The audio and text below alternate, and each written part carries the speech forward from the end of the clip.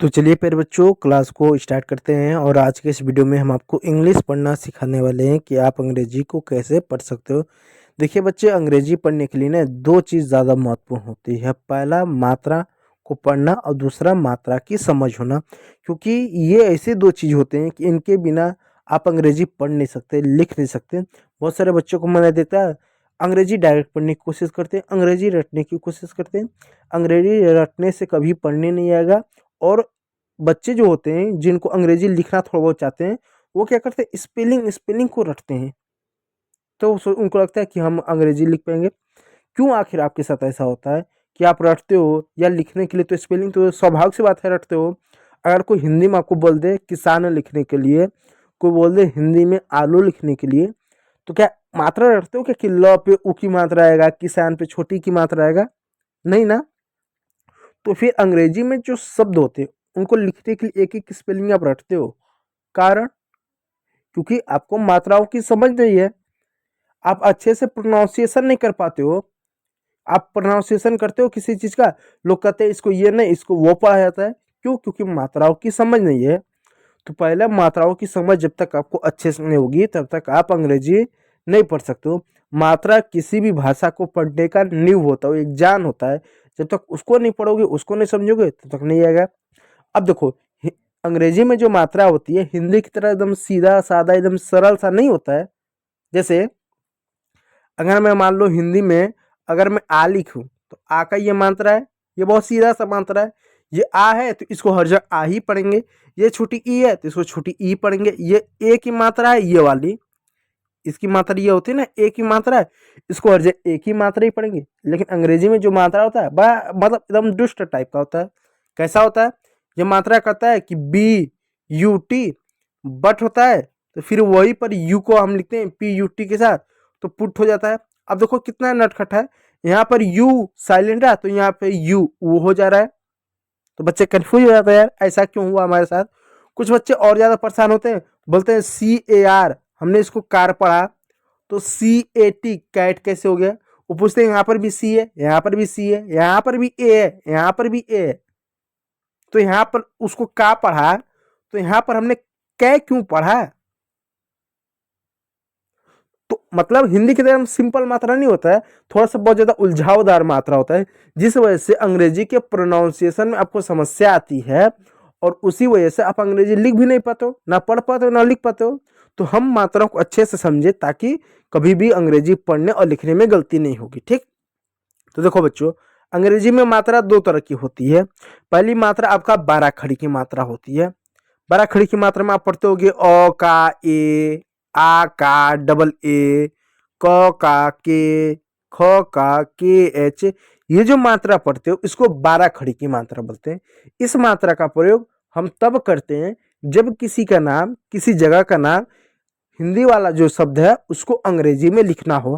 किसी का नाम अंग्रेजी में लिखना है, राम है, श्याम है, मुकेश है, आपका नाम, 12 खड़ी की मात्रा का प्रयोग करते हैं। किसी जगह का नाम अंग्रेजी में लिखना है, जैसे आपके गांव का नाम हो गया, आपके जिले का नाम हो गया, आपके तहसील का नाम हो गया, तो उसके लिए क्या करते हैं, 12 खड़ी की मात्रा का प्रयोग करते हैं। लेकिन जब अंग्रेजी के मूल शब्द को पढ़ना रहता है, अंग्रेजी के जो ओरिजिनल शब्द है, जैसे साइंस की किताब ले लो, अंग्रेजी की किताब ले लो, मैथ की किताब ले लो, जी की किताब ले लो, अंग्रेजी में जो मूल शब्द होता है, जो लिखा होता है, उसको पढ़ने के लिए 12 खड़ी की मात्रा काम में नहीं आती है। जैसे मैं दो शब्द लिखता हूं, एक मैं लिखूं रात, दूसरा मैं शब्द लिखूं नाइट। अब देखो, ये जो रात जो शब्द है अंग्रेजी का शब्द नहीं है, हिंदी का शब्द है। तो हिंदी के शब्द को अगर अंग्रेजी में लिखना है तो 12 खड़ी की मात्रा लिख दो। आर का र हो गया, ए का डबल आ की मात्रा हो गया, टी का ट हो गया, रात ऐसे लिख दोगे।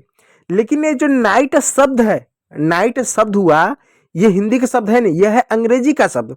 कहोगे मैं 12 खड़ी की मात्रा का यूज करूंगा तो गलत हो जाएगा। क्यों? क्योंकि 12 खड़ी की मात्रा का उपयोग करोगे तो एन का न लिखोगे, ए का क्या लिखोगे, ए लिखोगे, आई का क्या लिखोगे, आई का डबल ई लिखोगे, ये आई लिखोगे, टी का ट लिखोगे। अब ये क्या हुआ, गलत हो गया ना। आपको हमने सारा सही लिखा, एन का न लिखा, ए का आ लिखा, आई का जो है हमने डबल ई लिख दिया, टी का ट लिख दिया। अब ये बताओ ये क्या बन गया, गलत हो गया। क्यों? क्योंकि अंग्रेजी के जो ओरिजिनल शब्द होते हैं उसको पढ़ने के लिए, उसको लिखने के लिए बाया खड़ी की मात्रा का प्रयोग नहीं होता है। उसके लिए कौन सी मात्रा का प्रयोग होता है? उसके लिए बच्चों, उसके लिए वाउल बना हुआ है। क्या वाउल बना हुआ? उसके लिए क्या? कॉन्सोनेंट बना हुआ है। आपका वाउल बना हुआ है, कॉन्सोनेंट बना हुआ है।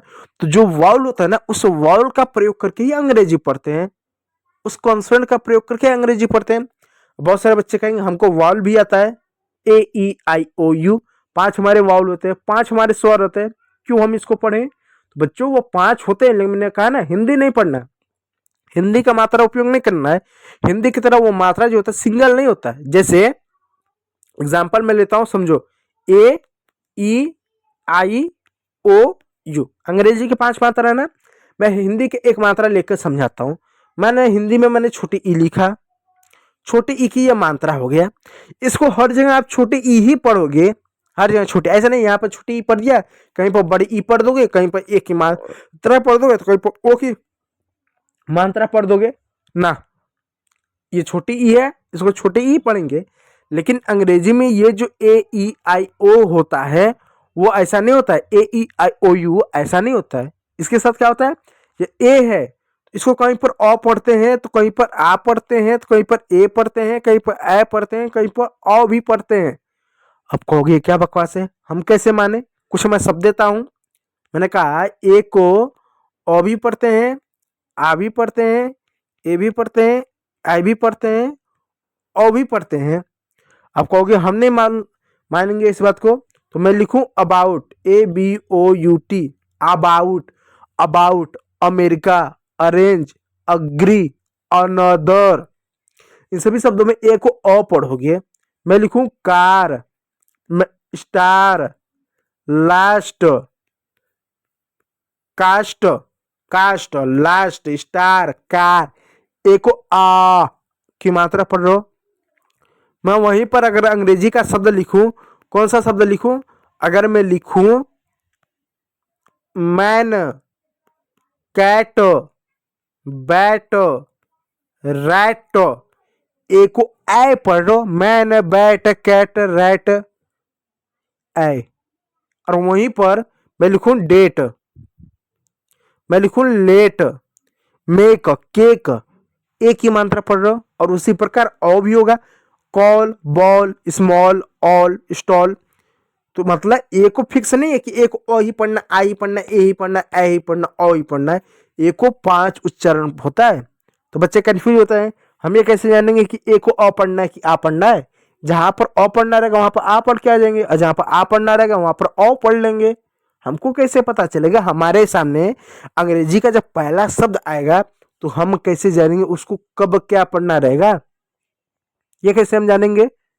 तो इसका नियम होता है, नियम बताता है कि अंग्रेजी में अगर किसी शब्द ने ये दिख गया तो आप ये पढ़ लेना, ये दिख गया तो आप ये पढ़ लेना।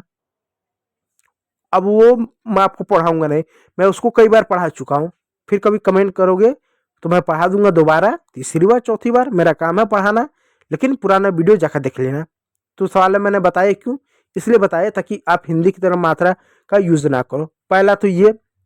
दूसरी बात आप याद रखो मात्रा में, कि यहाँ पर जो मात्रा होता है वो सिंगल के साथ साथ पेयर भी होता है। देखो जैसा मैं लिखूं कार, मैं लिखूं डेट, डेट लिखता हूं, अच्छा समझ में आएगा, ठीक है, अच्छे से। मैं लिखूं कार, मैं लिखूं डेट। अब देखो कार पे एक सिंगल मात्रा आया, डेट पे सिंगल सिंगल 2 मात्रा आया। लेकिन अगर मैं लिखूं read, R E A D, मैं लिखूं chair, C H A I, chair, मैं लिखूं आपको यूरोप, ठीक, मैं लिखूं road, R O A D, road में सुधा सड़क, यूरोप एक महाद्वीप है। अब ध्यान दो बच्चों, यहां पर मात्रा सिंगल नहीं है, मात्रा का पेयर है, क्योंकि ए ई आई ओ यू यही आपके 5 मात्रा है। लेकिन यहां मात्राओं का पेयर आया, यहां पर देखो कौन सा पेयर आया, यहां पर देखो ई ए, यानी ई और ए 2 मात्रा का पेयर आया। यहां पर ए आई मात्रा का पेयर है, ए भी है, आई भी आया। यहां पर ई और यू, यू हमने पढ़ा मात्रा का पेयर आया। यहां पर ओ ए, ओ पढ़ा हमने, ओ और ए दोनों यानी मात्रा का पेयर आया। तो मात्रा क्या होते हैं? ये 5 होता है, लेकिन इनका पेयर भी बनता है। अब पेयर टोटल 21 होता है, जिसको हम वाउल ऑफ पेयर बोलते हैं। सिंगल भी होता है, पेयर में भी होता है। इस बात को याद रखिएगा। इसको भी मैंने पढ़ा है, इसको भी नहीं पढ़ाऊंगा। तो सवाल है, जब सब पढ़ा है तो बता क्यों रहे? क्योंकि मुझे अब इसके बाद मुझे आपको कुछ पढ़ाना है। जो आप यहाँ पर देख सकते हो ना, मैंने ये कुछ लिखा है, ये क्या लिखा उसको समझाने के लिए समझाना बहुत ज्यादा आपको जरूरी है। ठीक है, तो वावल ऑफ पेयर होता है। अब आप कॉन्सोनेंट पर, वावल को समझ में लिए ना, स्वर क्या होता है, कैसा होता है, जो उसमें पढ़ना मैंने अलग से वीडियो में पढ़ा है। अब देखो कॉन्सोनेंट पर, कॉन्सोनेंट देखो, कॉन्सोनेंट आपका 21 होता है। ए ई आई ओ यू को छोड़ दो। बच्चे कहते हैं मात्रा से समझ में आता है, मात्रा के बिना कोई शब्द नहीं बनता, मात्रा पढ़ना जरूरी है। कॉन्सोनेंट क्यों पढ़ाते हो? देखो बच्चों, कॉन्सोनेंट का काम दो होता है। पहला, अंग्रेजी लिखने में मदद करता है, क्योंकि स्पेलिंग रटते हो ना, क्योंकि कॉन्सोनेंट की आपको समझ नहीं है। दूसरा, अंग्रेजी अगर पढ़ नहीं पाते हो तो कॉन्सोनेंट का साउंड आपको नहीं मालूम है। जैसे मैं एक कॉन्सोनेंट लिखता हूं, अब बताओ इसको क्या पढ़ेंगे? आप बहुत सारे बच्चे कहें इसको बी पढ़ते हैं, तो बी पढ़ते हो तो बी क्या, इसका नाम है। बी इसका नाम है, हमने बी इसका नाम रखा ताकि हम इसको पहचान सकें। कभी भी लिखना हो तो इसके नाम से हम इसको लिख सकें। लेकिन इसका जो साउंड है, इसको जो पुकारा जाता है वो क्या है? ब। क्या? ब के नाम से पुकारा। जैसे आप हो, एक इंसान हो, आपकी पहचान है, आपका कुछ नाम होगा जिससे हम आपको पुकार सके। ठीक उसी प्रकार बी इसका नाम है, इसका साउंड, इसको पुकारा बस जाता है। अब ज्यादा कंफ्यूज मत हो। मैं अगर एक शब्द लिखूं बी ओ वाई, तो इसको क्या पढ़ोगे? हम इसको पढ़ेंगे बॉय। ठीक, तो बी को यहां पर बी नहीं पढ़ेंगे, पढ़ेंगे बॉय। बैग में बी को बॉ पढ़ेंगे। ठीक, बॉल में बी को बॉ पढ़ेंगे। तो जब कभी भी अंग्रेजी का कोई शब्द मिले, वहां पर जो आपका 21 कॉन्सोनेंट होता है उसका नाम नहीं पढ़ा जाता, उसका साउंड पढ़ा जाता है। जैसे मैं एक शब्द लिखता हूं सी ए आर। अब सी का साउंड क्या है? सी का साउंड क्या होता है? क और स होता है। तो जब सी ए आर आपको देखा मिलेगा, लिखा हुआ मिलेगा, तो अब इसको सी नहीं पढ़िएगा, इसको क पढ़िएगा, ए को आ पढ़िएगा, और आर का साउंड र पढ़िएगा। तो पढ़ते समय कॉन्सोनेंट का हम साउंड पढ़ते हैं।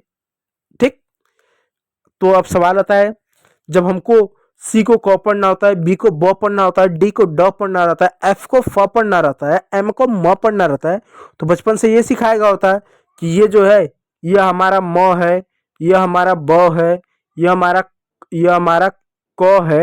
ये क्यों सिखाएगा? ए बी सी डी इसलिए सिखाएगा क्योंकि ए बी सी डी उस अक्षर को आप पहचानते हो, और अक्षर की पहचान जब करोगे तो अंग्रेजी लिखने में मदद आएगा।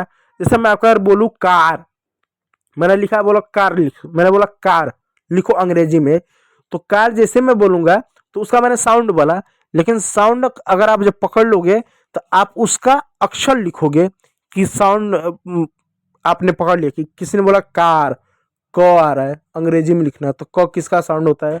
सी का होता है। आ ए का होता है। आर आर आ रहा तो किसका साउंड होता है? ओ आर का होता है। तो आपको लिखने में मदद मिलता है। ठीक, तो अक्षर जो होता है उसका जो नाम है लिखने में मदद करता है, साउंड पढ़ने में करता है। अब एक चीज और जानो, जो कॉन्सोनेंट होता है ये सिंगल के साथ साथ पेयर भी होता है। सिंगल का मतलब जैसे सी है, सी का क और स पढ़ेंगे, एच है इसको ह पढ़ेंगे, लेकिन जब दोनों मिल जाता है तो ये सी एच हो जाता है, और सी एच का एक साउंड निकलता है जिसको हम पढ़ते हैं च। तो इनका साउंड होता है। तो देखो कॉन्सोनेंट ऑफ पेयर में आपको बताने वाला हूं, जिनका अपना दो कॉन्सोनेंट मिलाकर के एक साउंड निकालते हैं। कौन सा साउंड निकालते हैं उसको बताता हूं। देखो पहले नंबर पर आता है सी एच, जिसको हम पढ़ते हैं च। जैसे चेयर, जैसे चीज, जैसे चिक, चिक मिस होता है गाल। तो यहाँ पर सी एच को हमने च पढ़ा, यानी है दो कॉन्सोनेंट लेकिन साउंड एक निकला। उसी प्रकार एस है, एस का स होता है, एच का ह होता है, लेकिन दोनों जब मिल गया तो एस एच का बन गया श। देखो बच्चों, हिंदी में यह है स, यह है श, स श, स स स, और ये श श श। ठीक है, तो कैसा हो गया? श। जैसे शिप, शॉप, शू। थ, टी का क्या तो होता है या ट होता है, एच का क्या ह होता है, दोनों मिल गया तो बन गया थ या द। टी एच को आप हमेशा थ या द पढ़ेंगे। कैसे? जैसे एग्जांपल देता हूं, जैसे THI, इसको पढ़ेंगे थिन। क्या पढ़ेंगे? थिन पढ़ेंगे, थ पढ़ेंगे। वहीं पर THAT, इसको हम डैट पढ़ेंगे, डैट, दो पढ़ेंगे, डैट, थैट नहीं पढ़ेंगे, डैट, डैट, दो पढ़ रहे हैं, डैट। उसी प्रकार हो जा रहा है बाथ। PH आ गया, PH को फ पढ़ेंगे, P का प होता है, H का ह होता है, दोनों मिल जाए तो होता है फ होता है। इसको क्या पढ़ेंगे? Phone, graph, photo. WH को क्या पढ़ेंगे? वो पढ़ेंगे या ह पढ़ेंगे? जैसे वाट, जैसे WHAT, तो WH को क्या वो पढ़ेंगे, ए का आग पढ़ेंगे, टी का क्या तो पढ़ेंगे, हो गया आपका वाट। क्या होगा? वाट, वाट। उसी प्रकार वेन, और यहाँ पर क्या W, इसको वो पढ़ेंगे, ई को ए पढ़ेंगे, एन को न पढ़ेंगे, वेन। ठीक है, वेन। उसी प्रकार क्या आपका विल। ठीक है, उसी प्रकार का आपका विल होगा। उसी प्रकार अब आइए सी के पर। सी के को हम क पढ़ेंगे, सी का भी क और स होता है और के का क होता है, दोनों मिलेगा तो सी के होगा, इसको हम क पढ़ेंगे। जैसे डक, DUCK, क्या पढ़ेंगे? डक, डक भी होता है बत्तख। जैसे बार्क, BARK, बार्क, बार्क में होता है भौंकना, बी का ब, ए का आ, आर का र, और सी के का क, तो हो गया बार्क, बार्क में होता है भौंकना, रॉक। तो ये रहा दो कॉन्सोनेंट का आपका पेयर। और भी कुछ है लेकिन इसको दूसरे वीडियो में कभी देखेंगे। तो उम्मीद करूंगा वीडियो अच्छा लगा हो, यदि अच्छा लगा तो लाइक कीजिएगा, चैनल पर है तो सब्सक्राइब जरूर कर लीजिएगा। वीडियो को देखने के लिए बहुत बहुत धन्यवाद।